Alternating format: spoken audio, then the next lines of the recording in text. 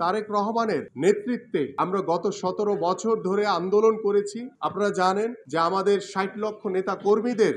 নামে মিথ্যা মামলা দেওয়া হয়েছে, গায়েবী মামলা দেওয়া হয়েছে। আমাদের প্রায় 700-র উপরে নেতা কর্মীদেরকে গুম করা হয়েছে, কয়েক হাজার নেতা কর্মীদেরকে হত্যা করা হয়েছে এবং তারই ধারাবাহিকতায় গত জুলাই আগস্টে আমাদের ছাত্র এবং জনতার যে গণঅভ্যুত্থান হয়েছে, সেই গণঅভ্যুত্থানে বাংলাদেশ নতুনভাবে স্বাধীন হয়েছে, বাংলাদেশ স্বৈরাচার মুক্ত হয়েছে এবং সেই স্বাধীন বাংলাদেশে, সেই স্বৈরাচার মুক্ত বাংলাদেশে আমরা দৃঢ়ভাবে বলতে চাই যে আপনারা যারা সাংবাদিকতার সাথে জড়িত আছেন,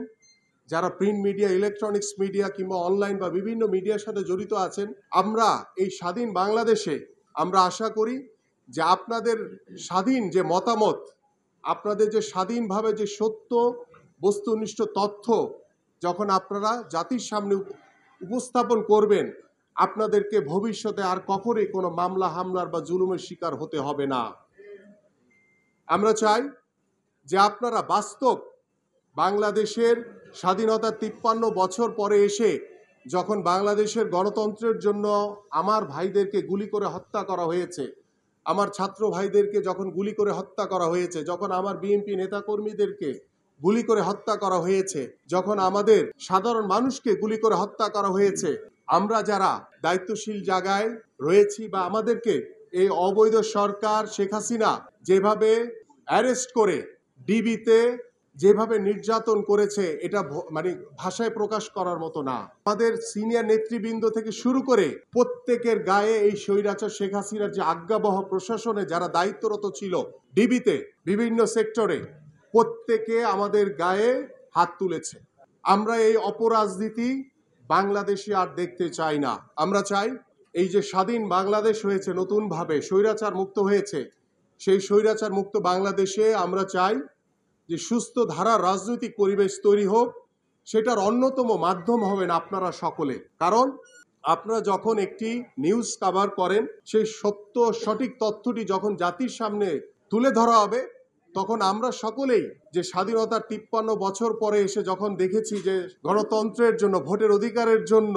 আমার ভাইদেরকে হত্যা করা হয়েছে, রক্ত দিতে হয়েছে, সেই রক্তের দাগ এখনো শুকায়নি।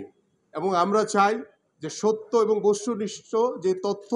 আপনারা উপস্থাপন করবেন জাতির কাছে, সেই জাতি যাতে সঠিক তথ্যটি জানতে পারে। এবং আপনারা জানেন গত 17 বছরে বিশেষ করে শিক্ষা ব্যবস্থা নিয়ে একটি কথা না বললেই না, যে পাঠ্যপুস্তকে যেভাবে স্বৈরাচার সরকার বাংলাদেশের ইতিহাসকে বিকৃত করে ভুল তথ্য শিখিয়েছে, ভুল তথ্য পড়িয়েছে,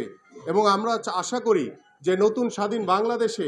আপনারা সেই বিষয়গুলি নিয়ে যাতে বাংলাদেশের যে শিক্ষা কার্যক্রম, শিক্ষা ব্যবস্থা, বাংলাদেশের যে সঠিক তথ্য উপাত্ত, সেটি যাতে বই পুস্তকে এসে সেটা যাতে ভবিষ্যৎ এবং বর্তমান প্রজন্ম যাতে সঠিক তথ্যগুলো জানতে পারে, সেই রাস্তাটাও আমরা তৈরি করতে চাই। আমরা চাই যে আপনাদের সাথে আমাদের যে সম্পর্ক, আমাদের যে আন্তরিকতা, আমাদের যে বস্তুনিষ্ঠ যে সঠিক সংবাদগুলো যখন আপনারা গণমাধ্যমের মাধ্যমে যখন আপনারা জাতির সামনে তুলে ধরবেন, তখন আমরা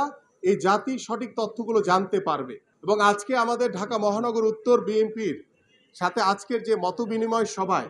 সেই সভায় আমি আশা করব যে আপনারা আমাদের ভাই হিসেবে,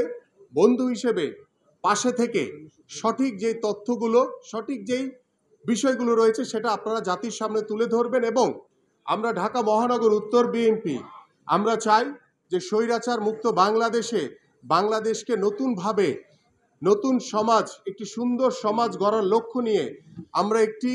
সুন্দর বাংলাদেশ, সমৃদ্ধশালী বাংলাদেশ গড়ার লক্ষ্য নিয়ে